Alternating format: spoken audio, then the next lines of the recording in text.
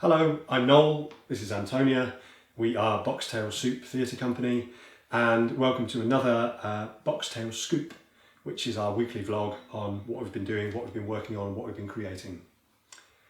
This week we decided we would look into a little bit more detail about the process that we go through for making one of these particular puppets, these puppets that we are making for a production of A Christmas Carol.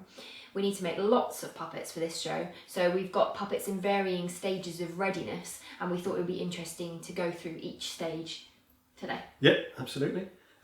So first of all, what I've got here is the kind of initial stages of a frame for one of the new puppets.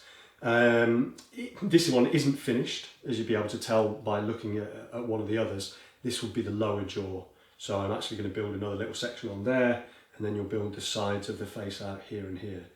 But we just thought it would be interesting to show you like the very beginnings. So we start with just a simple like cardboard flap in most cases for the mouth.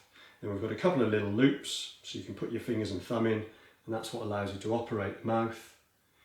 And then I'm just using curved cardboard strips to build up the shape that I want for the head. We put in a reasonable amount of detail with the cardboard.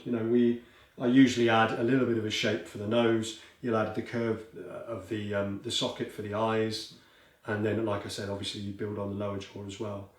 And then all of these have been built in the same way. So they've all had varying frames. You have a vague picture in your head of the shape you'd like it to be, and you just kind of build in that direction really.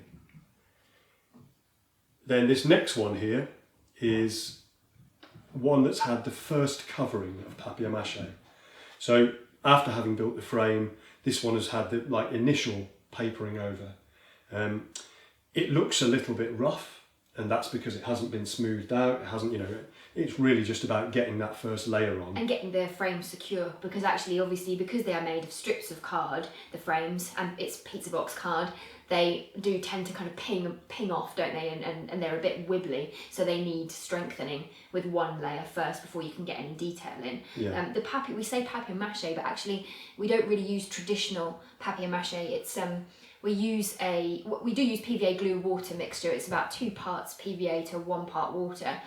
And then we have a particular sugar paper that we like to use, and we coat this in the water and glue mixture and paste that on. We tend to tear it so that there's no harsh edges, so that it blends nicely. But technically, I think papier-mâché is when you make an actual mulch of card and glue and water, which is not what we do. Perhaps there's another word for this, another term. No idea. If you know, then let us know. But it creates quite a strong finish, which is great. It's also covered on the inside because obviously, because it's just built for card, that makes the whole thing solid then, and the whole thing. We learnt our lesson with first puppets that we made when we didn't cover them on the inside, and it meant that we had to repair them quite frequently. Yeah. And I think that's really all there is to say on it. The important thing to remember with them, and the thing I find quite useful when I'm making them, is that it's not, you're not working towards something that, it's not like carving stone or something. If you've made a mistake, or if there's a bit that sticks out too far, or there's a bit that's not quite the right shape, the nice thing about working in this way is that it's really easy to cut that piece out and reshape it again. If you watched any of our previous vlogs about the Gulliver stuff we were making, we did that a lot with the horse head. We cut bits off, re-sculpted it to make sure that the shape was good. Then what happens is Noel passes this stage on to me usually, although we do all stages together too really, but and I use the same mixture of papier-mâché to smooth out the face. So I start to kind of smooth over some of the features, blend them in together so that they're not quite so harsh. You'll notice on that guy the eye sockets are quite harsh, the nose, all of the bridges of the nose. It's got like a flat ridge under the eyes and stuff. So I try and kind of blend it all together. At this stage then, that's when we would resculpt if necessary, add bits. Sometimes we've added to the forehead if the head seems too short, and just kind of smooth it all over so that it gives a nice finished feel. I also at this stage then sometimes have to build the eye sockets back a bit, as in forward, from they've gone in To too make far. them shallower, basically, Yeah. so that the eyes aren't sunk too Because far what back in the happens head. if the eyes are too sunk is that when it turns to the side, they completely disappear. So I had to do that with this guy, actually. I brought them forward a little bit. And then I give them a kind of eyelid as well, which is different for each puppet depending on the personality that you want them to have.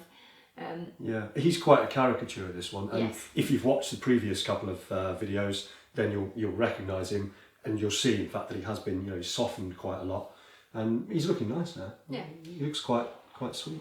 So then the next stage is then to add detail of hair and eyebrows and all that sort of stuff. So I'm not going to go into too much detail about that in this vlog, because actually we spoke a lot about the hair for the puppets. I think it was 2 weeks ago, and then last week we did the vlog pretty much solely about this guy's beard. So if you want to know a little bit more about how I make the hair, then it's worth going and revisiting those couple of episodes. But this guy is sort of the next stage. So if you watched last week's, you'll have noticed he was at that stage last week, so he'd been smoothed over, but he hadn't got any hair. This week I added hair to him. I went for a Samwise Gamgee-esque look, and so I'm quite pleased with him actually. He looks quite Yeah, sweet. he looks lovely. He's adorable, I think. Yeah. He's so Got a so lovely sweet. round face. Yeah, and he still needs a He little still bit of needs detail. doesn't he, on the eyebrows. face? Yes, he hasn't got any eyebrows, so he will have eyebrows added soon. And then bearded guy. You will remember if you watched last week's vlog that I said I was going to add hair this week, which I did. So I've tried to match the style of the hair to the style of the beard. We decided this guy is he's supposed to be a rich man in the show, so we decided he probably likes to coiffure his hair and spends time on his appearance. So I did the same sort of sleek thing with the hair. Gave him a slightly receding hairline. I think I mentioned I was going to give him a bit of a widow's peak, which I have done slightly here. Added flecks of grey to the hair, obviously, to match the beard, and added eyebrows. So he's finished. The head of this head is ready to have a body. And I think it's worth pointing out that Sorry. there's a couple of really nice little details that are added, and it's the same with the beard and the hair. But these little the little bits of hair that are loose, that just give it that soften the edges of it slightly and make it look again just look that little bit more real. Real, I suppose. Yeah. Actually, if you just turn that one around for a second as well, yeah. you can see on the inside that it's basically the same structure. Yes. It's got the two loops there, so you should be able to see, where those things match up. So it's very simple, really, process, in fact, and using simple materials that most people should be able to just find around the house. If you did want to give it a go, you could just find a cereal box, pizza box or whatever to make your frame, and then move on from there. I think we said we probably will at some point do a tutorial on Yes. actually doing How to these make one of steps. these puppets, yeah. So if that's something you'd be interested in, then let us know. We're thinking about doing that. at And some then point. also probably doing some sort of tutorial on how to operate the puppets as well. So do let us know if there's anything like that you are interested in. We'd love to hear from you, because it's helpful for us to know what you might like to watch. Yeah, I realised I didn't do my box tail scoop. No. People will be disappointed, will they? Well, If you'd like me to stop doing that, you can also let us know that as well. In the meantime, thank you again for watching, especially if you've got this far. And please do hit the like button, hit the subscribe button, hit the notification bell, leave us a comment. All of those things help us get the videos seen by more people, so that would be fantastic. Thanks.